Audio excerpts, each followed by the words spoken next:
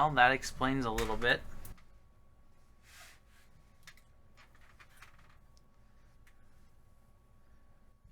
Would you believe that the neck won't come out if the top is covering the neck? I have never seen a guitar put together this way.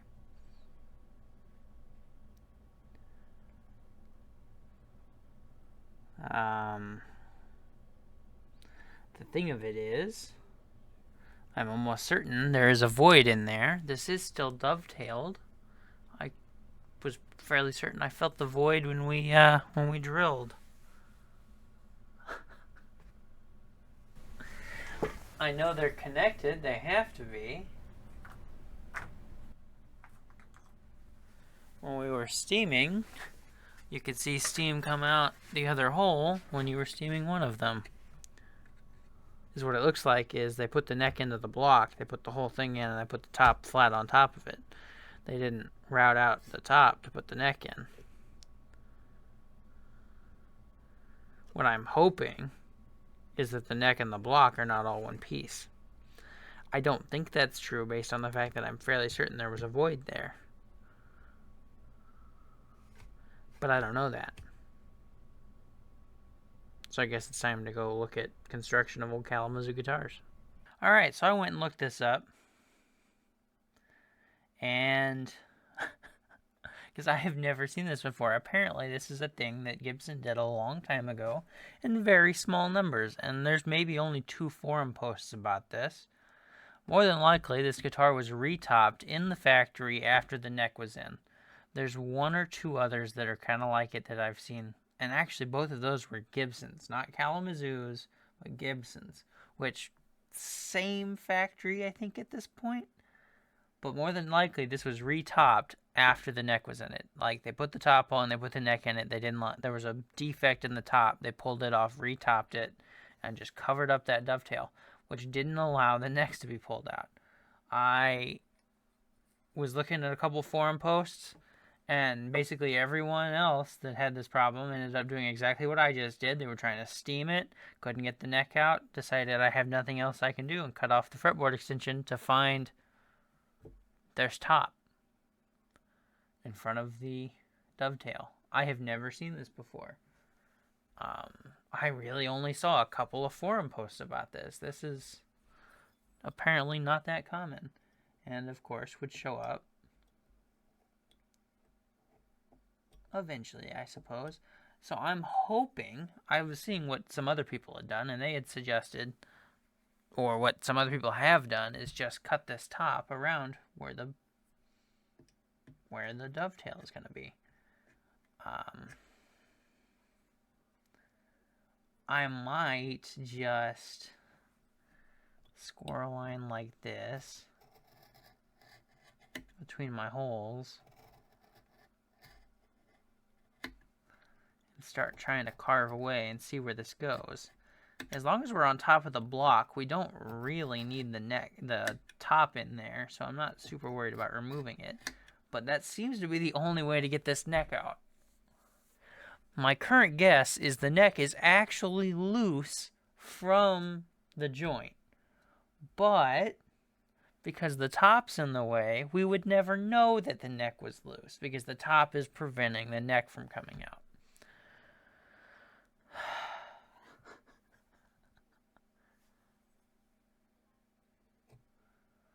Okay, well, I think that this is the move here, and I'm just going to carve through the top.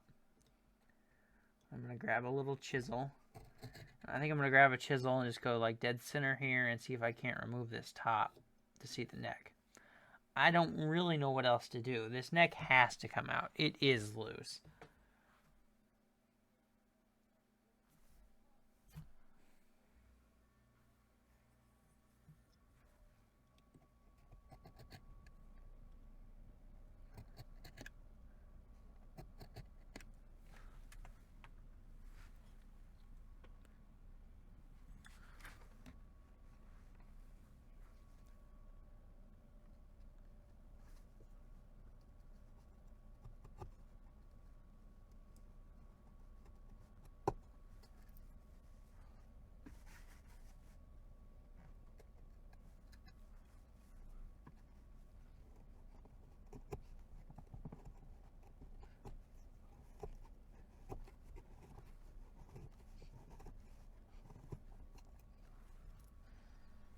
Well, my current guess is not producing fruitful results here yet.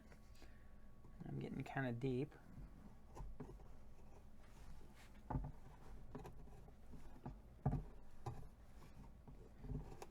The problem I'm having is I don't really know where the dovetail is.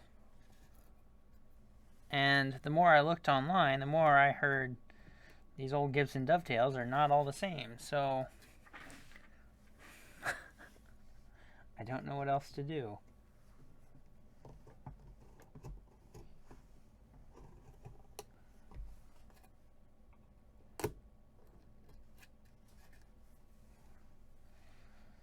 I suppose any mess I make I can clean up. I'm not super worried about that. I'm not real thrilled about carving into this old top, but I don't really see a choice. I hate this exploratory carving, but here we are.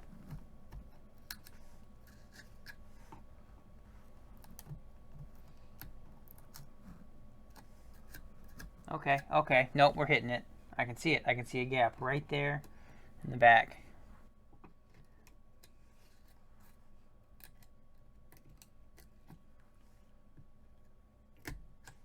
Yep. Chisel just dropped into it.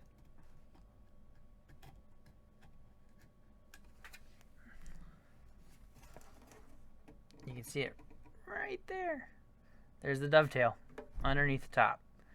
This is ridiculous. So now that I've said all this, I do think that when I started drilling, I thought it took a second before we hit that void, because I'm used to hitting that void earlier. Granted, this has been a while ago at this point. Oh, man.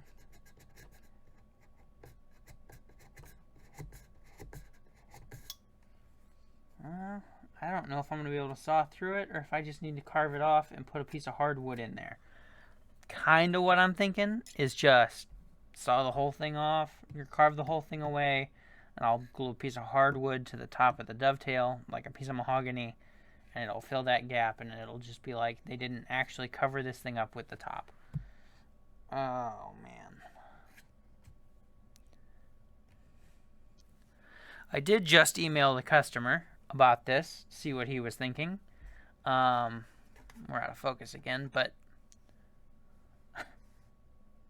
what a mess. What a mess.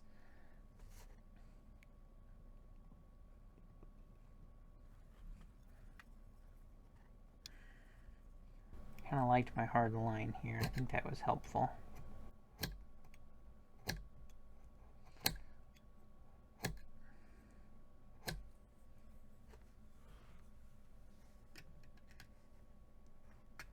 Alright, let me get a little further along with this. I think I'm just going to end up carving away all of the softwood on top of the dovetail and then gluing a piece of hardwood to make up the difference in thickness, just so that when I glue this back down, there's no void in there.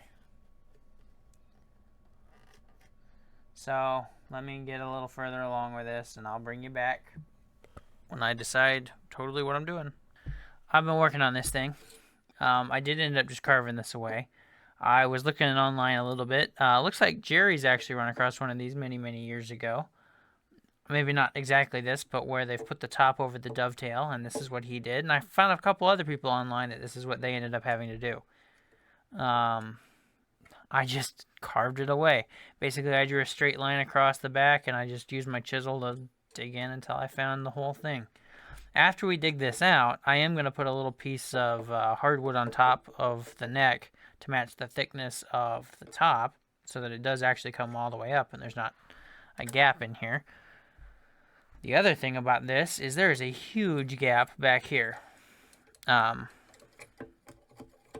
kind of is what it is. I'm a little surprised by the size of this gap, but that's the one that we hit earlier with the drill bits initially. So I am building up steam. I'm going to try to steam this up a little bit because it's not totally loose yet, but I think just a little bit of heat will get this thing off of here. So I'll get the neck removal jig back on here and we should be steaming this thing out in no time. I hope.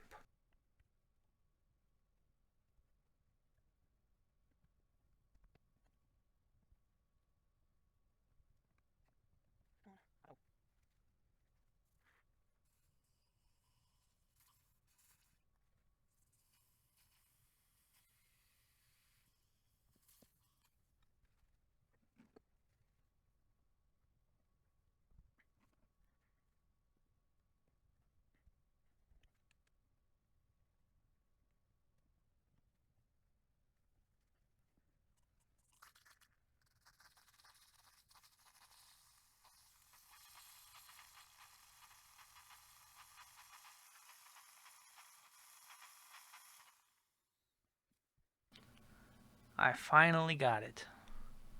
It fought me and fought me and fought me. I've been trying stuff off camera. I tried dry heat.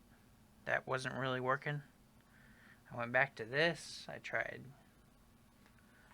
kind of trimming this a little bit more, making sure this wasn't holding on. And I think that was probably where my issue was.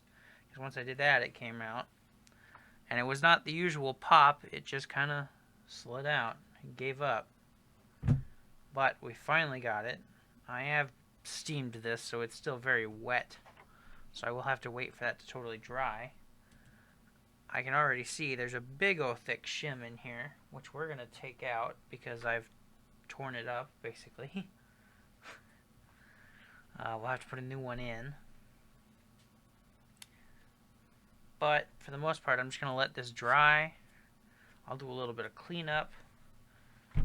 Oh, we finally got this neck out. I've been fighting with this thing for, feels like weeks. Okay. Well, I'm getting this thing cleaned up. And it is looking way better. We're making progress here, but what I noticed was, as I was getting this cleaned up, I started to take a look on the inside. This back brace that runs down here, it's going to run like down in this lower section, is super loose. Like super duper stupid loose. Both ends from about here on, and same about the other side that's running on the back, are unstuck. And I'm trying to debate whether or not I want to just pull the whole thing out to reglue it. It's kind of hard to show because it's on the inside. I can probably show you if I use the camera on my phone. We'll go inside here.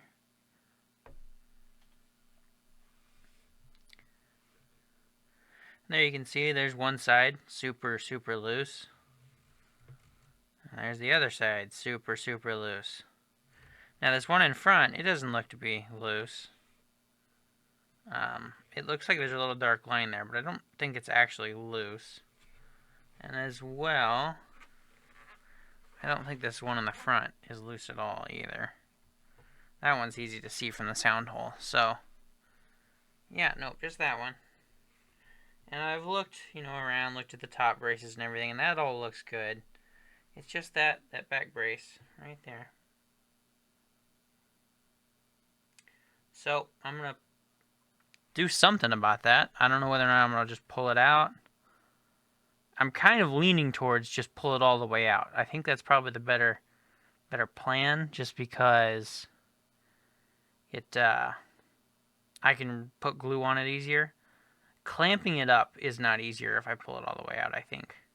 Clamping it up, period, is going to suck. And I really am not totally sure how I want to do it.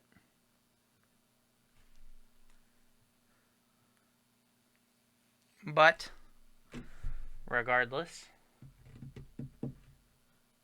I gotta do something about it. Oh, man. I guess step one, I'll grab a tool.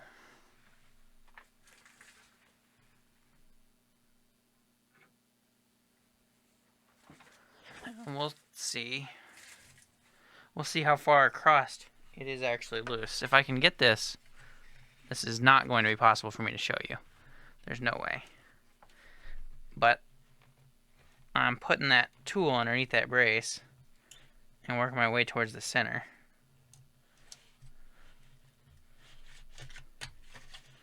And would you believe it is super duper loose? Like super, super duper loose.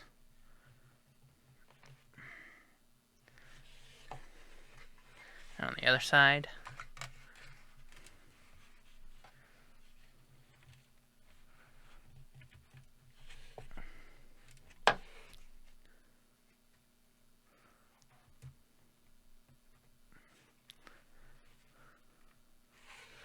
yeah, I don't know. It ain't great. I could probably stick a wedge in there and get that brace out. I'm trying to decide if that's what I want to do. I really am not sure.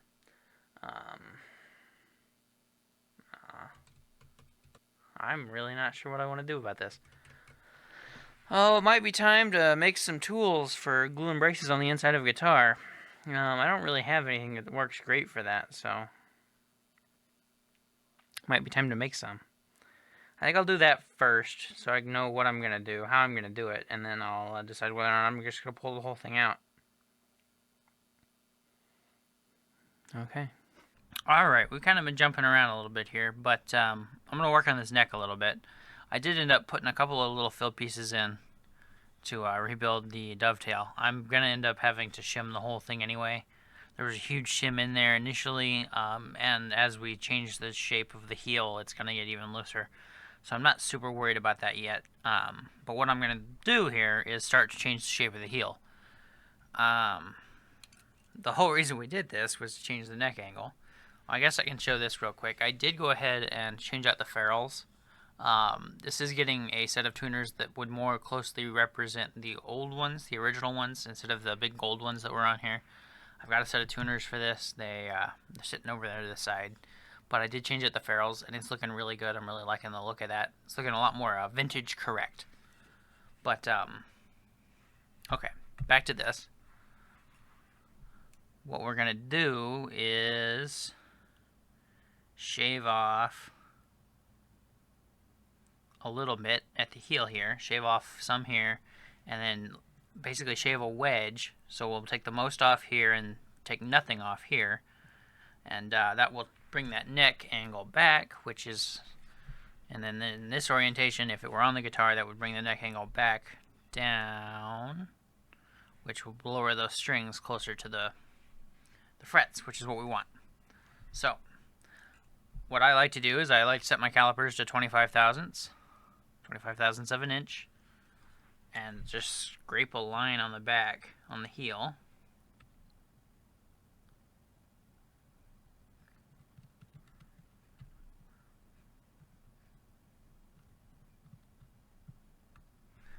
And then do just a little bit of a line on the side.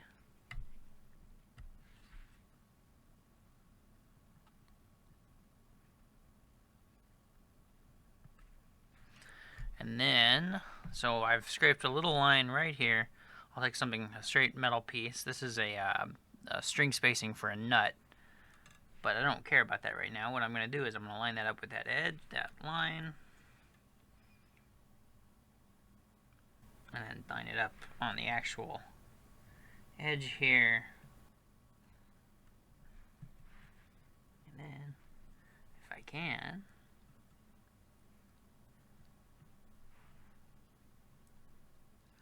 I like to take something sharp and just score me a line to follow.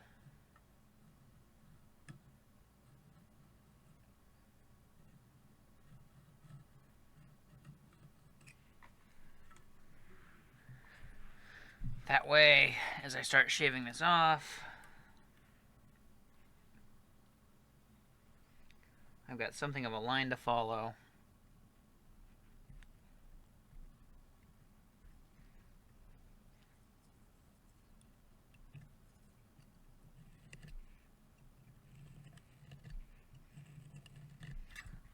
As I start to chisel this out. So, now that's done, I've got lines everywhere. I'm going to take a chisel. I'm going to take a wider chisel than that. And I'm just going to start cutting away at this. Now, I like to start with 25 thousandths because I think it's a good starter number. I may end up taking more, in which case I'll just repeat this whole process. But I think it's easiest to do this in steps.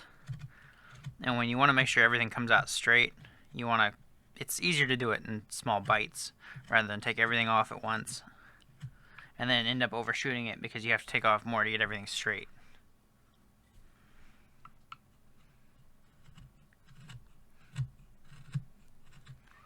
But I think 25 thousandths is that perfect first little bite. I've had lots of good luck with that number. That's where we start. Now this part is where I start to really sink some time into this. When you're doing this, you want to cut in. You don't want to cut out because you'll blow out some pieces, some chunks, and you'll be really unhappy and wish you hadn't, and it won't line up perfectly once you reattach it to the body. And you'll wish it had. So basically this is just what I'm going to do for the next little while.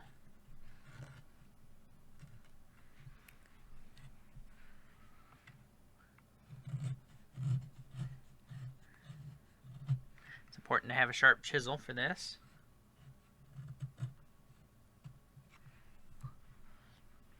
And it's going to take me a minute.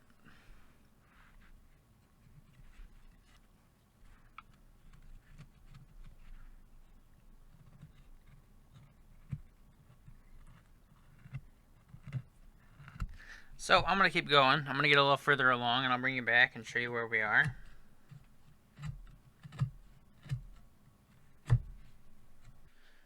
Alright, I've been trying to get this thing back together. And I'm really happy with the shape of the heel. I think that's going to work great. The neck angle looks good. But that brace on the inside is fighting me to no end. I can't see what I'm doing while I have my hand in there. And I can't do anything while I don't have my hand in there. So the easiest way to fix an internal brace, especially a back brace that's loose, would be to take the back off and do it that way. But that's not really the easiest way. That'd be the easiest way to glue the brace. That is like another week's worth of work to take the back off for one brace. It's not worth it. I just can't see what I'm doing with this little hole. So I ordered a little camera that's supposed to come tomorrow. However, I wanted to have this thing done last week. This is going to slow me down. Had it not been for that loose internal brace, we probably would be done by a couple days, maybe a day, just gluing this in. Basically, that's going to stop me. I'm going to have to work on that separately. I'm going to continue to work on this, so I need to glue 2 wedges in here, and we can focus on that. But that brace, I can't do anything if I can't see it. So I'm waiting for a camera to come. So, hopefully it comes tomorrow. Let's make some wedges for here. So basically I'm just going to get a piece of nice mahogany and glue it to each side of this. What I've noticed is, and you might see this, there, this dovetail is not centered. There's less space on this side than there is on this side. So that's fantastic. There, I think you can see it. What I wanted to show you was, while I was doing this, one of my new favorite ways to help finish this off is I've got a piece of sandpaper just double stick taped to this flat block of aluminum, and to just kind of like finish the shaping with this is really nice. It comes out totally flat. It looks really good. I'm really happy with that. But yeah, I need to go make some thin mahogany sheets. I don't have any made. Usually I have some on hand. I don't have any right now, and I'm gonna have to go out to make some. So I'll go make those. We'll come back. We'll glue those up. I'll wait for that to dry, and then we'll go from there. All right. So I went ahead and just glued some on here. We're kind of jumping ahead a little bit. You can kind of see them there, maybe there. But, yeah, so I glued 2 wedges of really nice mahogany on. Here's kind of some cutoffs from the top. And I've started to shave them down so they fit the shape of the of the dovetail. And this will start to go in to the body now, but we stick all the way up here, which is good because that means that I've not like gotten this too small. It's relatively unlikely that I would have done that, but it is technically a possibility wherein I make the wedges too small, it falls all the way in and isn't really where we want it to be. But we've got a ways to go, evidently, here. So my next step will be to get some carbon paper. Yeah, I'm gonna have to grab the carbon paper, which I think I see some right over there. So we'll cut some of this out.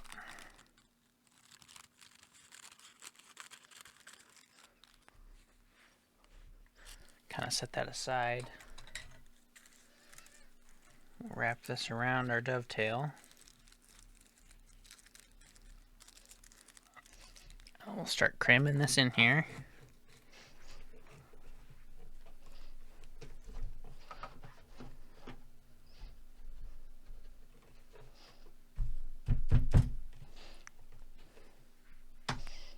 Pull it back out. I've got lines to carve on too. I didn't really see. Yeah, so right along there. Here. There you can see. Carve all that out. About the same on the other side.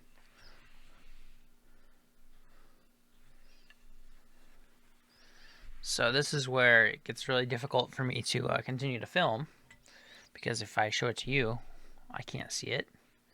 And if I'm working on mine, you can't see it. I guess I can do just a little bit of this, but I'm just going to take this chisel and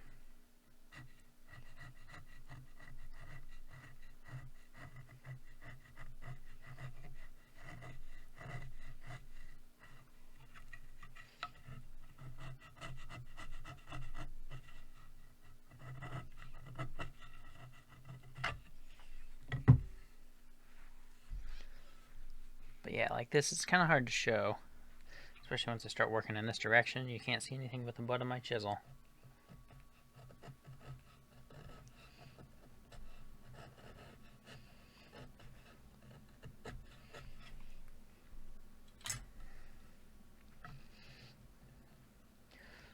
So I'll at least get a little bit closer to finished on this thing, and then we'll do some more after that. So I'll bring you back once I've sunk this neck in, at least about a 1/2 inch probably. Yeah, if not a 3/4. So I'll bring you back in a bit when we're further along.